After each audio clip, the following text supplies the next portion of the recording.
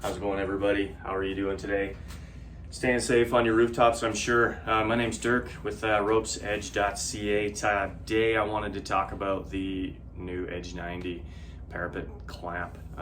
What this thing is meant to do is to save you time, save you energy, and make your job safer with 3 times bend radius, positive placement, a soft underside to protect your parapet, multiple applications, multiple positions and ways to secure the device, including the main one that is the clamp. This device hopefully will change the way you do rope access on a rooftop. Okay, we have used notoriously soft rope protection, which is good, or maybe good enough, or maybe cheap. We've used Soft Rope Pro, we've used edge rollers that are hard and grippy on the underside. We've used edge padding. Some of the new stuff from Chafe Pro, the strep system, fantastic stuff. Really thick, really effective when used with other devices to retain the system, okay? What I'm hoping to do here with the Edge 90 is to have a one-stop shop for edge management for going over 90s. Pretty much any 90, whether it's a parapet clamp or a vessel or an I-beam or pretty much anything that has a 90-degree edge on it, okay? Down to about 6 or 10 inches. All right, so I'll talk about some of the key features. Some of you guys are going to see this. The reason why I'm doing this video is that I have some field testers out there now. I'm directing them to this website and this video so that you're using it properly and you realize the potential of the device itself and all the key features, so that you can really actually kind of lay the boots to it and let me know what you think. Okay, so talking about the Edge 90 here, we've got some underside padding to protect the parapet, okay? So there's no need for extra padding. We've got a rope retention system that I'll show you how to use in a second. I've got 3 times bend radius. I've got extra holes for accessory cord for dangling stuff underneath if you have to put some additional rope pro down below. And I've also got a 3rd channel for a rope for your water bucket for anything else that has to go over the edge, or maybe it's just a 3rd rope for your water spray hose or something like that, just to support something, but a 3rd position. Okay, the 3 times bend radius is one of the biggest ones. It helps in hauling your ropes back up at the end of the day. The friction coefficient between the nylon rope and the PA12 nylon with the vapor smoothing finish on this is incredibly smooth compared to what you've been used to with the fire hose or the edge pads, and you're hauling your ropes. You got 400 feet of rope down below and you're doing that 17 to 28 times a day. Hauling your ropes, it gets pretty exhausting, so we're going to save you time and energy. Therefore, you're not going to be fatigued for that, that 25th drop or whatever you're going to do. Okay, so we're saving you energy there, hopefully. So yeah, and then of course the clamping system.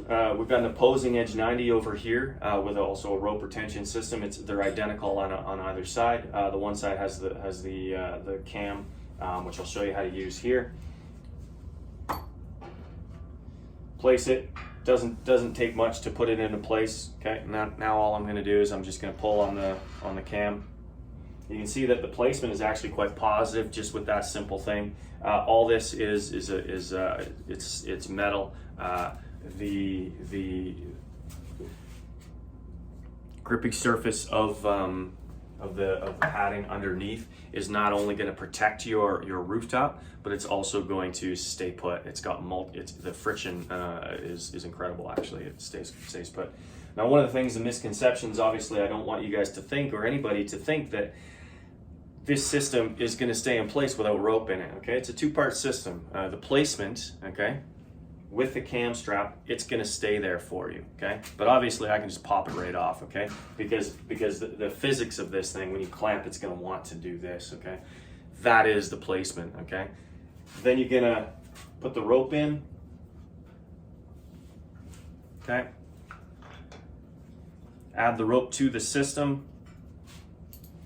Replace the retention pin, the clevis pin, and now you're ready to go. That entire install is 3 to 7 seconds. There's nothing to it. You put an edge on, you add the other one, you pull it into place. That's it, okay? So now I've got my ropes in place. This particular parapet, I've got, you know, let's just call it, it's a good high one. Let's just say it's exactly as I see here. It's about 4 feet high. My anchors are quite straight down. I'm gonna add my other rope retention system on the back side just to make sure that there's no chance of them popping out. If for any reason I'm on one of those low rooftops where this is foot level, now my parapet is only about 6, 8, maybe 10 inches, so that once my ropes go over the edge and they're coming back, the anchors are actually straight out, so straight from this edge 90. We can leave that clevis pin out just to keep that line of sight in place, okay? So now I'm ready to load up the system. So that was installation, like I said, 3 to 7 seconds. I'm gonna approach the edge safely, add a backup device to my system. Okay, approach the edge, add my ID, add my ASAP or your other descender and backup devices, add them into place. And as you can see, I've got the maximum available of rope to me.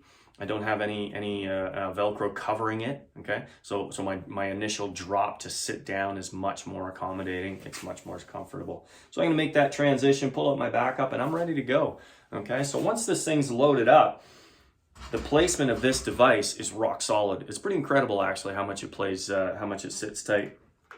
I should actually measure the side-to-side motion before it slips, but the retention system of the opposing clamp is what achieves that goal.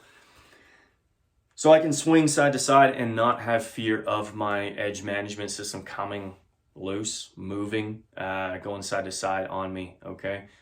Which is one of the biggest things that I wanted to achieve with this is placement, because oftentimes with your fabric or your rollers and the padding, in trying to achieve the goal of keeping that edge management in place, it's near impossible. There's always some residual risk, some remaining hazards in the placement of the edge management system, whether it's a fabric rope pro and the bend radius is terrible, and the placement, because as soon as you swing side to side, you're gonna walk it up.